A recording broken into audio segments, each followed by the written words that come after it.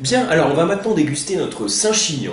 On va aller au sein de l'appellation Saint-Chinian dans le Languedoc, avec le domaine Canet-Valette. Alors je ne sais pas si vous connaissez ce domaine, ça fait clairement partie des domaines de référence, peut-être un des meilleurs en tout cas à Saint-Chinian, Canet-Valette. On est sur la cuvée Magani, millésime 2014. Alors j'aime beaucoup ce domaine Canet-Valette. Alors le vigneron, c'est parti un des vignerons authentiques, pure souche, bien du Languedoc.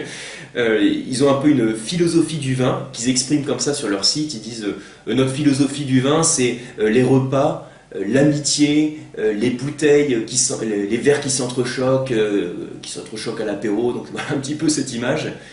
C'est quelque chose qui me parle beaucoup parce que c'est aussi un peu ma philosophie du vin. C'est Jean Carmet qui disait que déguster une bouteille de vin entre amis, c'est une manière pudique de se dire l'amitié. Alors je crois que Jean Carmet ne disait pas déguster, il devait dire vider une bouteille entre amis, mais bon, j'actualise un petit peu la citation, on va dire. C'est vrai que quand vous avez une belle bouteille qui vous donne une bonne expérience de dégustation, c'est un plaisir d'essence de partager une bouteille, et c'est un petit peu comme une photo que vous allez prendre avec un Polaroid. On va dire, qu'est-ce que je viens faire avec cette analogie? Quand on prend une photo avec un Polaroid, le principe c'est que, alors je fais pas du tout de pub, j'ai aucune action chez eux, c'est juste que comme on n'a qu'une photo qui va sortir, faut pas la planter sa photo. Donc on va s'en souvenir exactement de la photo qu'on a prise. Des années après, on va s'en souvenir. Et une bonne bouteille de vin, c'est pareil. C'est lié à un souvenir, c'est lié à un instant, c'est lié à une tranche de vie, c'est lié à un moment qu'on partage.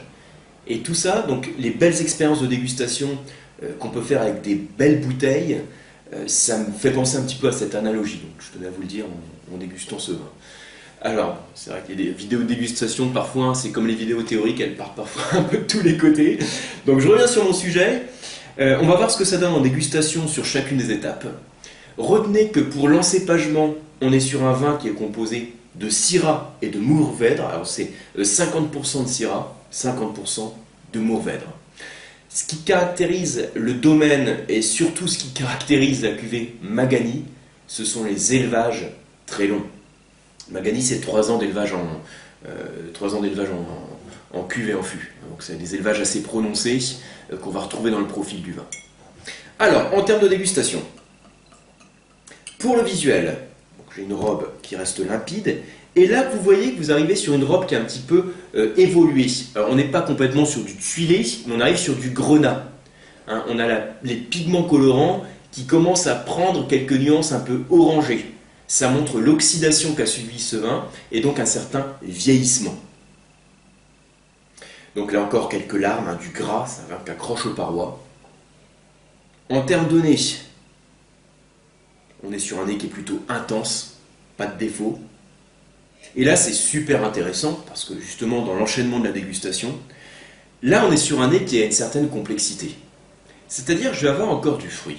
Je vais encore en voir, on est toujours sur notre fruit qui est très mûr, un peu confituré, voire confit. Sur le côté pruneau même. Mais je vais également avoir des notes de cacao. Dans ce côté chocolat, cacao. Quelques notes animales, de gibier. De tabac, de boîte à cigares. Vous savez, les boîtes à cigares que vous sentez, vous avez ce côté assez intense qu'on va retrouver au nez. C'est complexe parce qu'on a différentes familles d'arômes dans ce vin.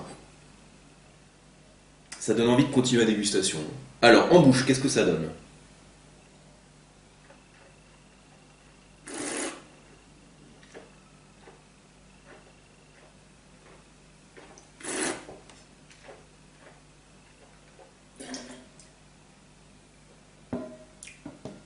Et là, je vous laisse garder un peu le vin en bouche. C'est une tuerie, c'est une forte concentration. Alors, il faut aimer les vins concentrés, il faut aimer les vins de garde. C'est un vin, on peut le voir dès maintenant, c'est ce qu'on est en train de faire, et c'est très plaisant à boire dès maintenant en dégustation. Mais c'est clairement par rapport à sa structure en bouche, à son niveau de tanin, son équilibre, sa concentration en arôme et son acidité qui est encore présente, c'est clairement un beau vin de garde. Donc en termes de sucre, c'est un vin sec. En termes d'alcool, c'est un vin capiteux, dès l'attaque, ça chauffe la bouche. En termes de tanin, c'est un vin qui est charpenté. Et l'acidité est entre mou et vif. Alors, pas mou, là, ça serait exprimé de cette manière-là, ça serait peut-être un petit peu négatif, mais par rapport à l'échelle que j'ai sur la fiche, je pourrais dire que j'ai ce type d'acidité. hein, cette acidité qui n'est pas très marquée, mais qui reste présente. C'est pas ce qui domine la dégustation. Ça apporte un petit peu de fraîcheur. Alors c'est un vin qui est long en bouche. Alors ce qui est intéressant, c'est que là on perd aussi un petit peu le fruit en bouche, et qu'en longueur en bouche, les arômes qui vont persister, ça va être d'une part les notes épicées, le côté aussi bâton de réglisse, hein. On a l'impression de mâcher un bâton de réglisse, je ne sais pas si vous connaissez les bâtons de réglisse qu'on mâche, qui restent en bouche, on a vraiment cette persistance qu'on va retrouver. Mais également des nuances un petit peu plus délicates, quelques notes de gibier qui vont persister en bouche. Ça c'est un vin excellent, avec un bon potentiel de garde. Canet Valette. Alors il a d'autres cuvées, chaque cuvée logiquement est travaillée de manière différente, avec des encépagements différents, aussi des rendements différents. Là on est à 20 hecto-hectares, hein, c'est des trucs qui sont très très concentrés, mais dans tous les cas, Canet Valette, c'est un vigneron qui travaille très bien.